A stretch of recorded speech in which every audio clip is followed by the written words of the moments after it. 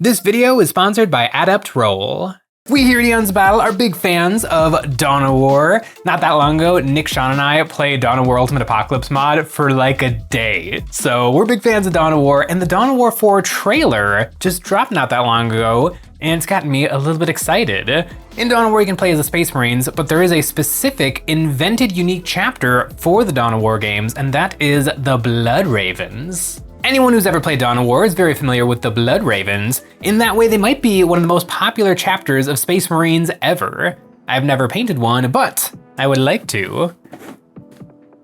I got my box of intercessors. I think there's 6 boxes of intercessors in here, and each box has like 1 Marine left on the sprue. So somewhere in this box, there's a Blood Raven. I don't know how many Intercessor Space Marines I've painted at this point. It's a lot. I keep jumping back and forth between Assault Marines and Bolter Marines. The bodies are identical, it's all about the arms that change just a little bit. I think for my little Blood Raven, a bolter wielding boy will be best. I remember the original Dawn of War trailer and how awesome it is. A gaggle of orcs and space marines crashing into one another, the dreadnought exploding and the flag getting planted, and then full of bullet holes as the sky fills with drop pods. It's a sight to behold. I drilled out the gun barrel. I always have to remind myself to do this before I glue it to the Mini. It's a lot harder to get the hole in the right place once it's on the Mini. And I found this Dremel reaming bit is really handy for widening the barrels of guns. It's a lot safer than drilling in with a big drill bit. I've twisted off a few gun barrels before finding this bit works best. I also shaved off the decoration on the side of the bolter. I think it looks much cleaner, and it's a great spot to put some freehanding or decals. And I'm not done with this bolter yet. The Intercessor kit has 3 options for optics and magazines for the bolt rifles. My favorite is the banana mag, but I like to cut the little scope off. It gives it that classic Holy Bolter look. Then I threw on a backpack and some classic part number 69 shoulder pads. I rolled up a little bit of green stuff to put in between the shoulder pads so I have a little bit more freedom with posing. Now I want to give my boy a little shoulder shield, and I grabbed one off the Intercessor sprue, and I shaved the little skull off and sanded the spot smooth so that there would be no dent when I go to glue it on. I guess this Marine needs even more armor in his armpit. Now for the head, and I feel like a Blood Raven can't have a Mark 10 tactical helmet. He needs something old school. I broke out my collection of Space Marine noggins and looked around for some options. I have this beaky helmet with a cyber eye going on, and I have this Mark 7 Screamer pattern helmet. They both look pretty good. I think I'm gonna go with the beaky helm. It feels more raven-y. I took some green stuff and stuck it into his neck and then glued down the helmet, getting the pose just right. I've got my little beaky all built, and I've been thinking about Dawn of War, specifically the Space Marines. I have played a lot of Space Marines in Dawn of War, and the Space Marine, the tactical Marine itself, is really good. The game starts you off with scouts, but pretty quickly, if you can upgrade to the Space Marines and start just pumping those guys out, because they're a lot tougher than the other faction's infantry, and you just start wandering them into the enemy base just to try to overwhelm them. But then eventually, you get to take a bunch of upgrades on those Space Marines and you can buy heavy weapons. I always liked the heavy bolter best. The plasma is arguably the best option, but the heavy bolter is so cool. You get 4 of those in a squad, and then you walk them into a blast crater for the cover, and then when they stop moving, you see the little loading bar, because it's heavy and they have to hold still. But as soon as that loading bar is full up, then when the opponent walks within range, you just see a hail of heavy bolter fire, and the opponent's units just start to evaporate. Dawn of War. Dawn of War is a lot of fun. But speaking of my little Dawn of War guy, this guy needs a base. And I think I'm gonna go back to the original Dawn of War trailer, which I think was set on Kronos, which is a dry, dusty planet full of orcs. And eventually Necrons. I loaded up my Blood Raven with a Cobalt Keep magnet base and then started to stack up some cork. I did 2 layers of 1/4 inch cork with plenty of ultra thin superglue sandwiched in between. Then I used my hobby knife to carve in some steps, like this is a stepped cliff face. And to add a little bit more Dawn of War flair, and to make fun of Nick a little bit, I glued down an orc skull. And then I scooped down some sand, piling it up next to the skull, and then locking it all down with ultra thin superglue. Now I'm ready for painting, and step 1 is a black prime.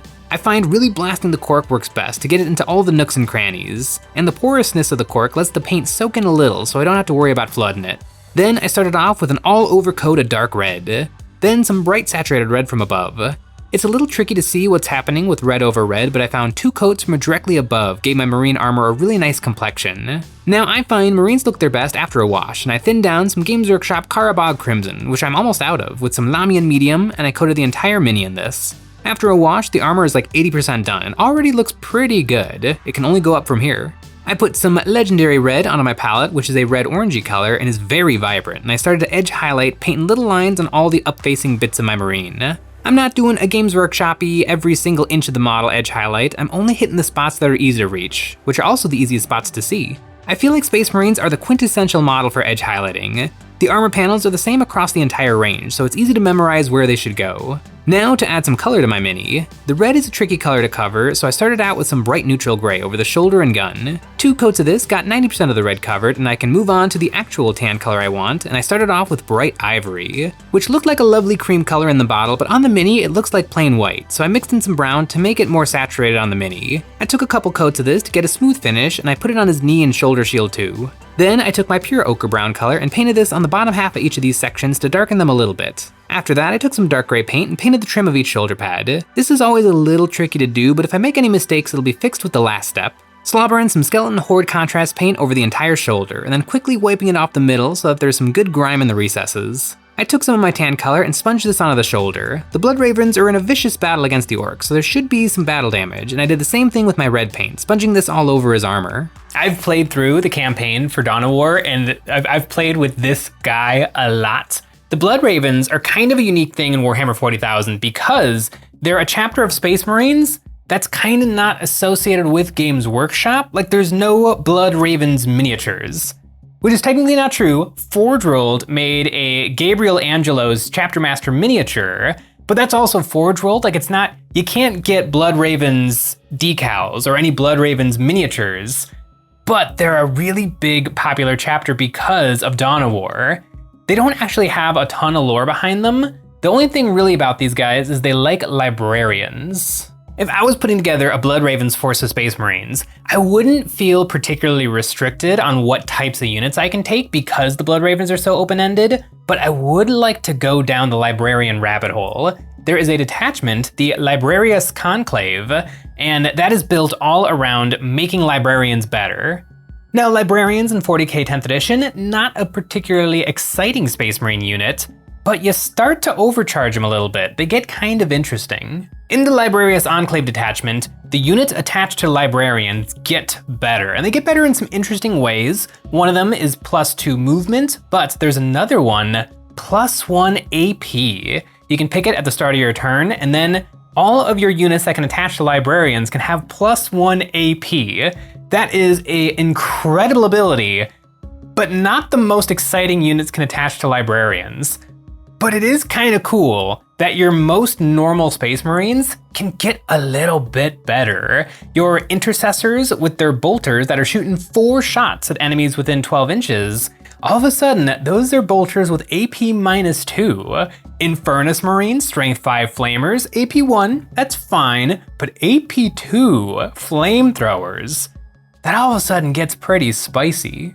Access to these abilities recontextualizes a lot of Space Marine datasheets, and it's kind of tricky to know exactly which units benefit most, but this becomes a lot easier with today's sponsor, Adept Roll. I love Warhammer and I love math hammering, and until now I've been doing that math hammering with good old pen and paper, but the Adept Roll app is much better and much more accurate. Whenever I'm list building, tournament prepping, or messing around doing my Warhammer calculations is more fun in the Adept Roll app. It's easy to set up my scenario, attacking or defending, shooting or fighting. The app does all the calculations and simulations for me. And once it's done calculating, I get an exhaustive report on exactly what I should expect, with a summary delivered as percentages, bar charts, line charts, and more. An invaluable amount of information. Adept Roll makes it easier to do the trickier maths, like how much does reroll 1s really benefit? Should I be more excited for +1 to hit or +1 to wound?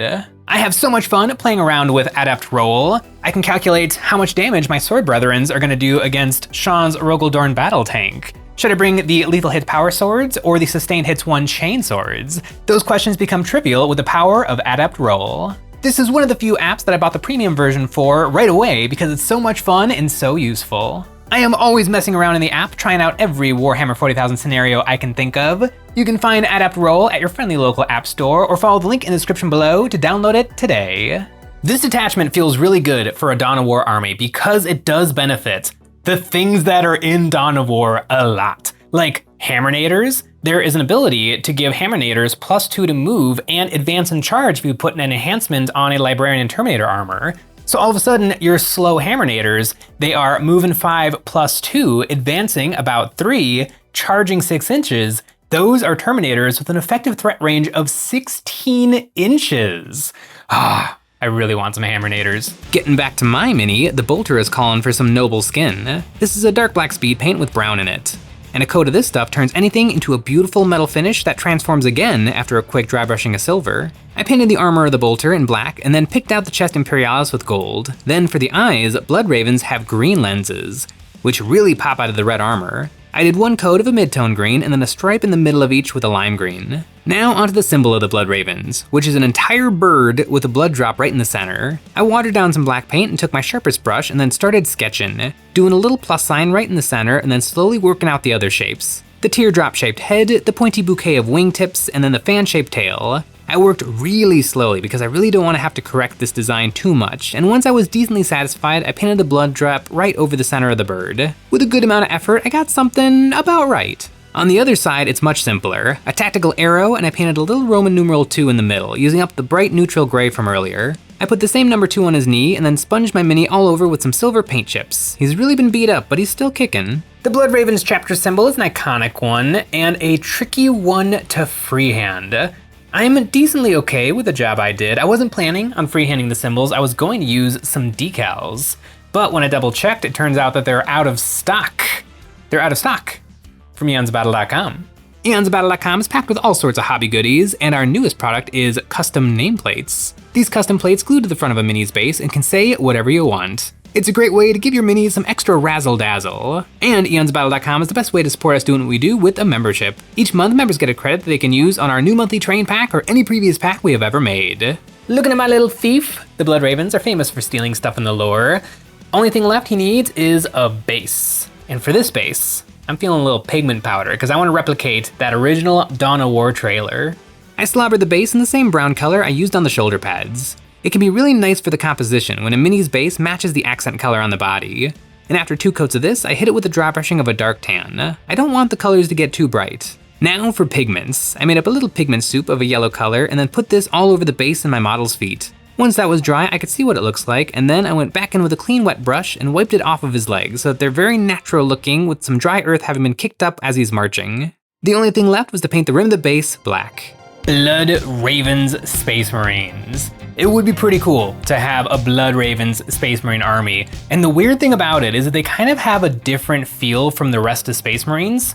Like an army of Space Marines is from something. It's from the books and the codexes and the novels, but this guy is from a video game. Like I remember him from the video game. He's probably gonna watch me play Dawn of War tonight.